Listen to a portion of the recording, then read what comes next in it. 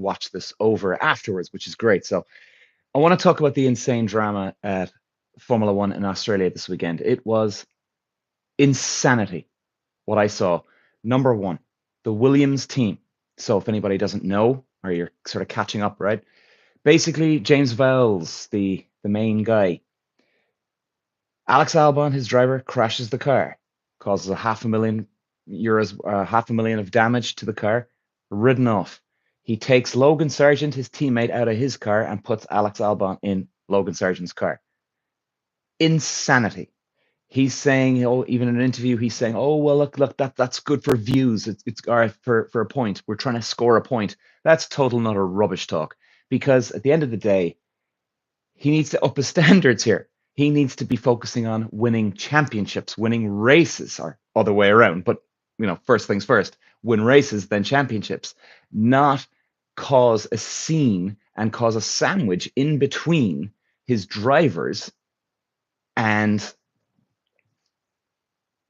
now there's going to be serious tension going ahead.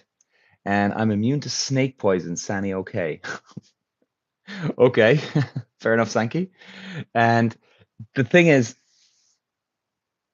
going forward now, this isn't just a one-time thing. This is going to cause a lot of drama and a lot of tension in the team, because the next time they go out for the rest of the remaining, is it 19 or 20 races left in this season? For every single one of those races, Logan Sargent is going to be on edge. He's going to be saying to himself, okay, we've no spare car here this weekend.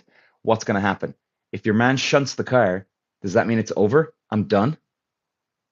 Like, done? He's going to boot me out of the car again. And if he doesn't, why aren't you this time?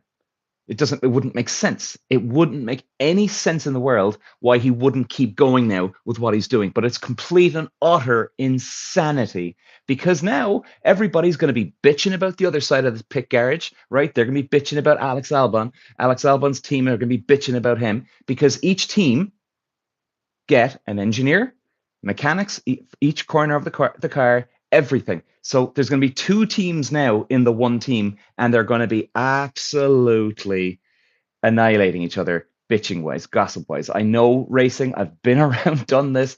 I can tell you this is just horrible. Wiz, what are we talking about? We're talking about the Formula One. Hey, man, we're talking about the Formula One at the weekend. Unbelievable. People are thinking about the points. Williams booted out their driver, put the other driver in to take his car. Just horrendous, horrendous. And Logan Sargent, that poor guy, Jesus. I mean, I know what it's like for a racing driver. That's never, ever happened to me or any other driver I've ever known, ever. And it wouldn't even come up in conversation to actually have a guy talking about taking my car. And if Williams were going for the championship, if it was the last round of the year, the championship was up for stake, and Alex Albon was one of the guys that he could win the championship this weekend, and he's no car, and Logan Sargent, let's say, is not on board at all, he's nowhere to be seen for the championship, then that's a totally different scenario, because you'd almost be looking at Logan Sargent going, so Logan, yeah, we have no car, huh? You'd almost be hoping Logan Sargent would be offering it to you, before you'd have to go there and say, look, hey, buddy, we need your car. I'm sorry. I'm sorry. Hello from Michigan. Hey, how's it going? Scott Dixon's my favorite driver. You're an IndyCar. Okay. Yeah, my old engineer, actually. Sorry, my old team owner, Moraine Van Kalmthout. He's got a kid in IndyCar, Rinus VK, if you know him. Rinus seems to be doing okay. Seems to be doing okay, actually. He's a young lad, 20-year-old, I think, 21, but also at Australia as well. And hi everybody, by the way. But also at the weekend when you had Fernando Alonso and George Russell, some people were saying Fernando Alonso brake tested him. He didn't brake test him, right? But even if he did, that would be a bit of a strategy play here from Alonso. In other words, let's brake a little bit. Let's slow him up a little bit. Hopefully he might do a little bit of a nervous twitch with the car, and he might go off, or he might have to slow down because he nearly crashed, right? That's called strategy. But people are saying, oh, he definitely did it. I don't think Alonso did that anyway. He was in front of him. George Russell is going on about, oh, well, he was getting really close to me, like almost trying to put the blame on him. Russell is speaking out of his backside here. I can tell you that fact. It's crazy what he's talking about. And interesting to see. Has anybody, by the way, guys, anybody seen the Drive to Survive? Let me know if you've seen that and what do you think of it. Be interested to see. And but definitely with Verstappen going out of the race today, that was that was shocking. That was a shock, I think, to everybody. It's like, what the hell? They've actually had a bad moment here. Like, whoa, what's going on? But guys, I do a podcast as well, because I don't know if anybody knows, but I was a race car driver for 13 years, so I know the racing world ins and outs.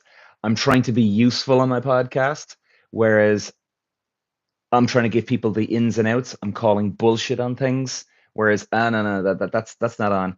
And even today, Russell, Alonso, people are thinking, oh, Alonso now he's dirty. No, he's not. That's just a racing strategy. If Alonso did that, and the Williams scenario, that was crazy, absolutely crazy. Even Martin Brundle on Sky Sports TV, he was even agreeing with him, and he said, "This is what annoys me." Really annoys me because Brundle is an old school racing driver, and that man sold his soul to the devil. There is no way Martin Brundle agrees with James Vowell for taking out Logan Sargent out of the car and into the other one. No way on this earth. No way. And him actually saying on Sky Sports that, oh, yeah, it's I don't blame him. He's talking out of his ass right there. Absolutely out of his ass. Unbelievable. So it's unreal. Biden or Trump? Biden or Trump? Well, guys, I'm in Ireland here, so I don't know like really about the main stuff. I think are people here from America here? Or Canada, Australia, England, maybe? But yeah, I wouldn't be close up. I mean, is Biden going to get in? Is Trump? Is there a chance? Is there a chance that Trump's going to get back? Or are they really sandbagging him now? That's what I hear at the moment. Trump's getting really ridden over there. Is that true? Let us know, guys, if you're still watching here or you want to engage here. But yeah, and also, guys, if you've seen Netflix Drive to Survive, I would definitely say Drive to Survive, from a racing driver's point of view, Drive to Survive is 85% accurate. Now, the stuff that's not accurate would be scenarios where you've got, let's say, Toto Wolff and Christian Horner, two team bosses, right, standing over here or whatever, and then you'd see Toto bitching about Christian Horner, but then you'd see Christian looking over, right? But actually, Christian Horner wasn't even in the same area. They just edited where it looks like then that these scenarios happen. So it's the small little things. The small little things are dramatized, which is totally understandable. I mean, it's still, you want people to be uh, to, to enjoy it, right? I get it, but it is definitely based 85% on real life. And I'm also doing my podcast as well. I'm covering every race, every round. So every Monday and Fridays, I'm previewing the every Formula One race. If there's no Formula One race, then I'm covering Netflix Drive to Survive. So then I'm calling out, that's true, that's not true, that's true, that's not true, or what a racing driver actually feels like. A lot of people don't say this and admit this as a racing driver. The scariest environment imaginable for a racing driver is the race start. Those red lights come on. It is an incredibly scary, but an adrenaline rush too, because you have no idea what's about to come. You've got engines screaming all around you, including yours, and it's just that last minute before here we go. And it's tough. Even Carlos Sainz's manager now, for instance, like Netflix, they're still limited on time, and they're very good, obviously, covering the behind the scenes. They're excellent, but they are limited. So the thing with Drive to Survive, they can't cover everything. So, for instance, in season one, I've reviewed season one already, and I'm starting season two now, and I'm breaking it all down. But in season one, you see Carlos Sainz's manager in the background. Now, they didn't go through exactly what Sainz's manager does. Does he work full time? Is it a full time job? Is it a 7 day? Is it a 5 day a week job?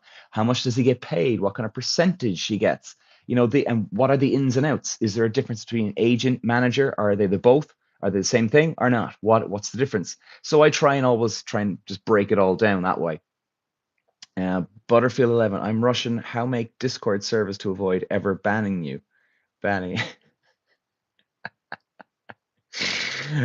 Butterfield. Oh, same guy, is it?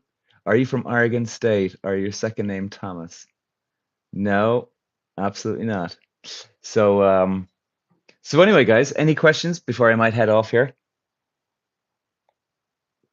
And I definitely try and do as much useful content as I can. You won't see me dancing half naked, showing off, right? Like people do on TikTok and all these places. That ain't ever happening. I'm actually trying to be useful, bring some substance to the table. And I hope I do. I hope I do a good job. So I think we'll leave it there for now. But thanks for watching, guys. Love you all. Cheers.